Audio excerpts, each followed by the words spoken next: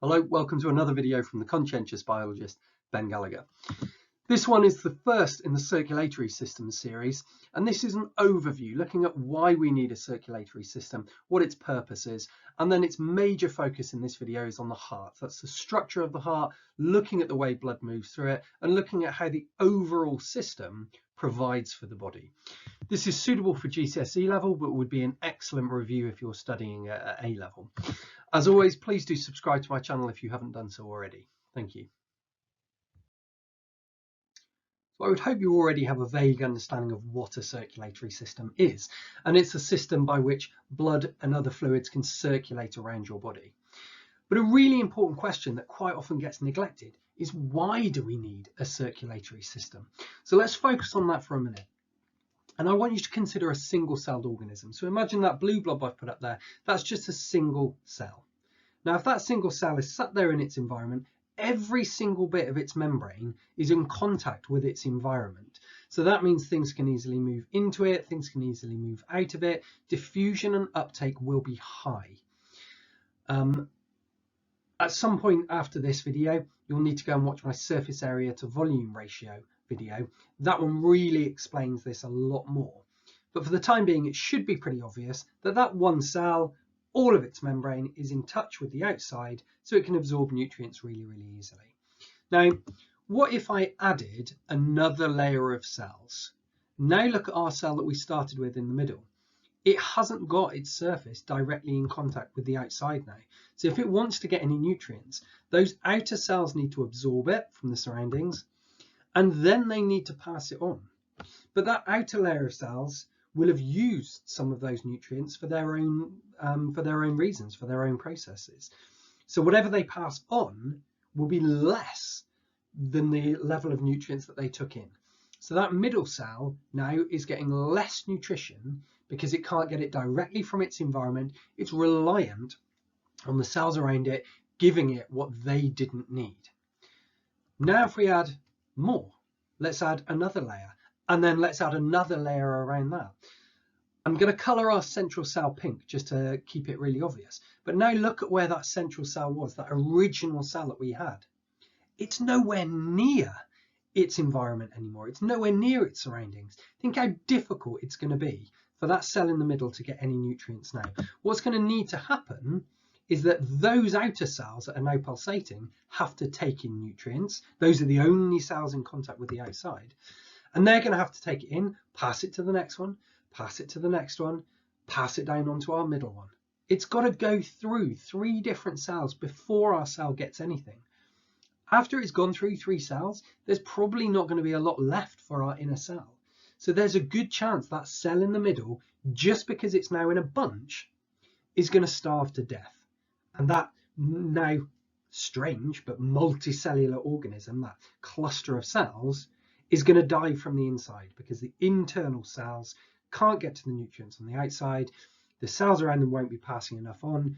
It's just not going to survive.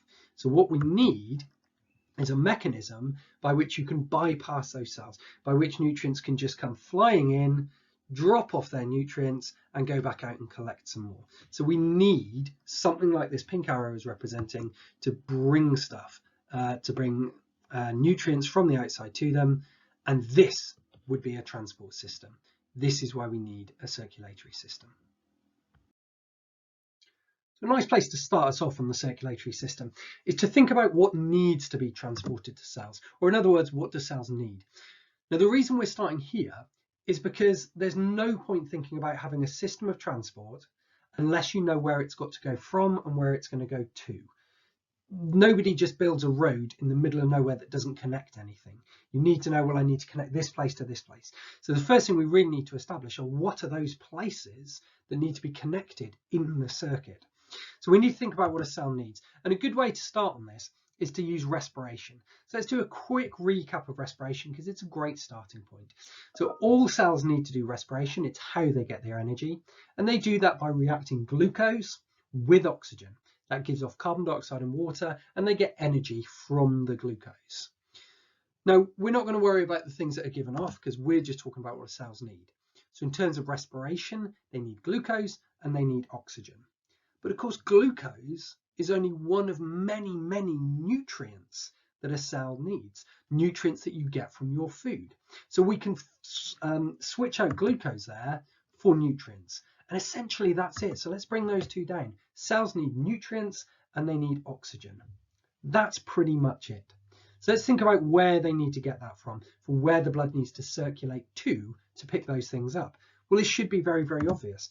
You go to the small intestine to get the nutrients because you eat your food, you digest it, you absorb it into your blood in the small intestine, and your oxygen you absorb through your lungs when you breathe in. So those are the essential things that have got to be connected in this circuit. You've got to have something that's driving the blood around there, that's pushing it and forcing it around. Otherwise, you've got the tubes in place, but nothing would move. Well, that pushing force comes from the heart. Okay, so the blood circulates, hence the circulatory system, but it's the heart that keeps the blood moving around that circuit. Now, if you're a physicist, you might be looking at a diagram and thinking, oh, well, it is like an electrical circuit with the heart like the battery providing voltage, providing the pushing force. And it is similar, and that's why it's that word circuit and circulates. It's still something going round and round and round. This diagram's nice and straightforward, and it covers the main points. But it's not as simple as this diagram suggests. And we've got to now go and look at all the detail and build on this. So let's focus on the heart, because the heart really is the driving force behind your circulatory system. Now this one I've got above my head here, easily recognizable from a billion Valentine's Day cards, not that I received personally, but that's the key image that you always see of a heart, but it's not a very accurate one. A heart actually looks a lot more like a strawberry. But to get it even more accurate, you need to tip that strawberry on its side slightly. And if I bring up the outline of a person, you can see it in its pretty much exact position. It's slightly out of scale here. The heart I've got on my diagram is a bit larger than you would see on this outline.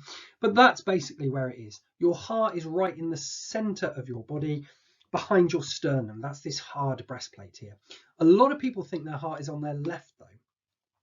Well, it's not on the left. The center of the heart is right in the center of your body. However, there's more of your heart on the left than the right. But let's first just think about the left and the right, just to make something really clear here. I'm going to mark on this diagram the left and the right. Now, as you're looking at the screen, you might think I've made a mistake there, because on your left-hand side, you can see it says right, and on your right-hand side, it says left.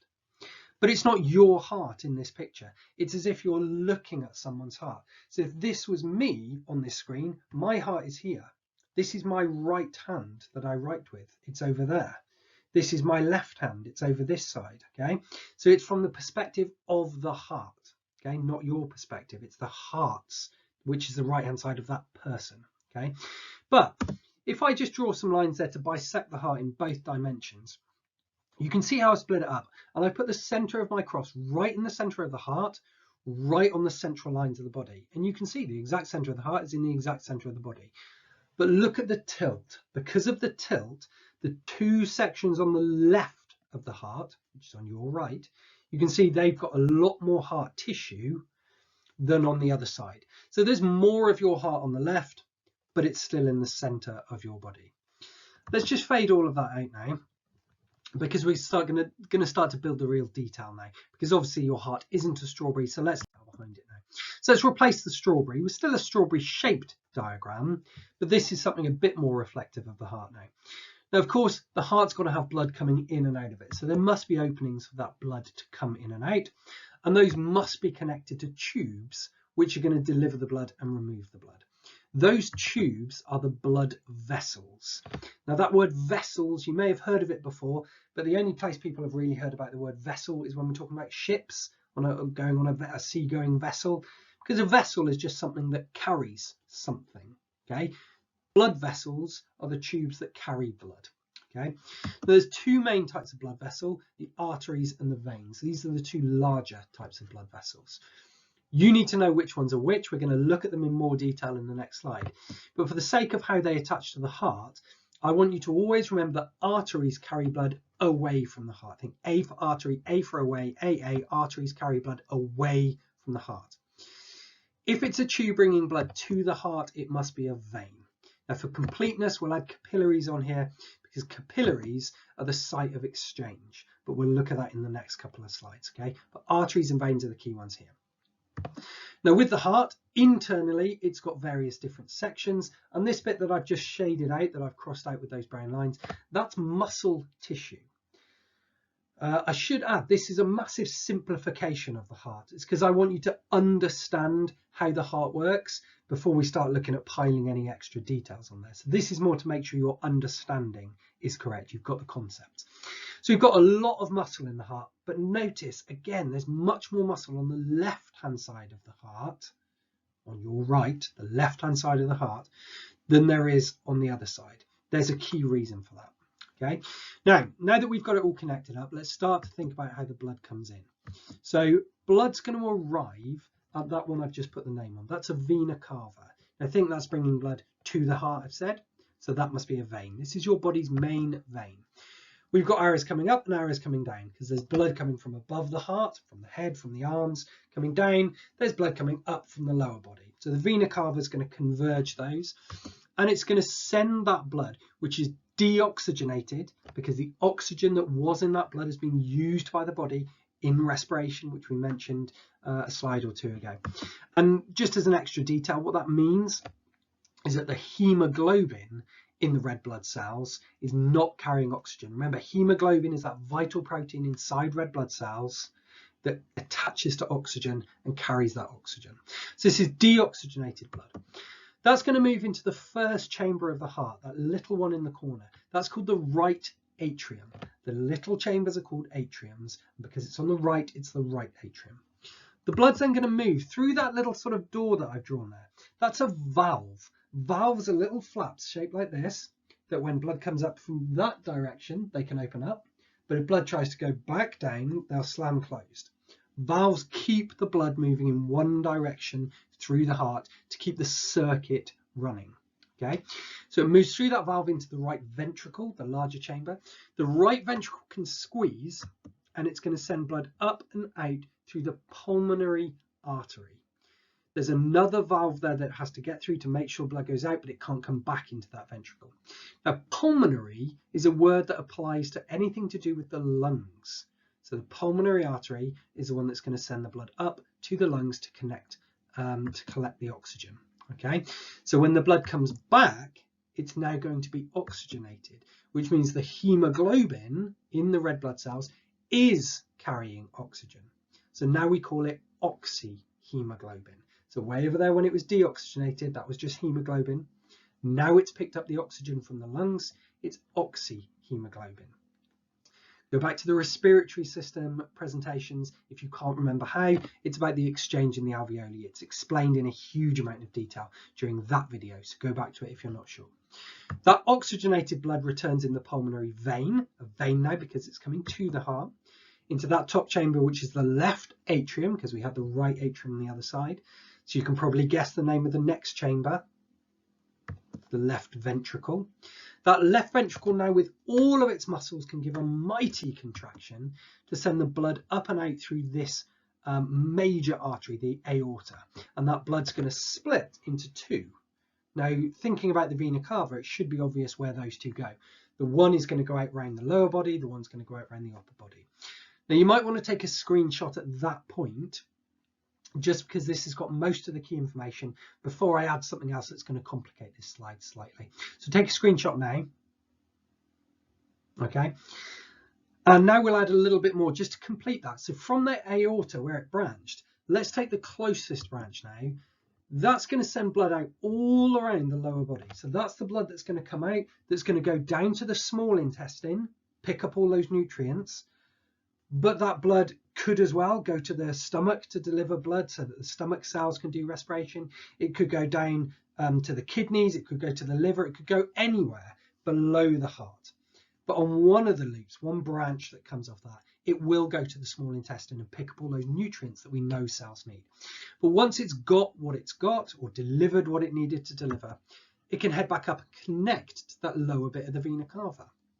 So it should be obvious now where that top bit of the aorta goes. It's going to go up around the upper body, deliver its oxygen, deliver its nutrients to the brain, to everything above the heart, and then come back to the vena cava.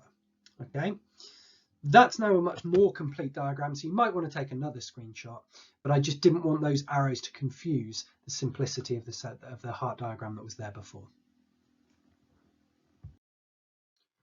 Now, this video has given you the majority of the information that you need to know on the circulatory system. So it's got really the bulk of the keywords and the terminology. But you still need to now go on to the Circulatory System 2 video, which is on blood vessels. And after we've covered the main blood vessels, I've given you a really good exam summary of step-by-step points of all of the details that you would need to use in a very full, very complete and comprehensive answer to any exam question that was to explain the full circulatory system. So please head there now.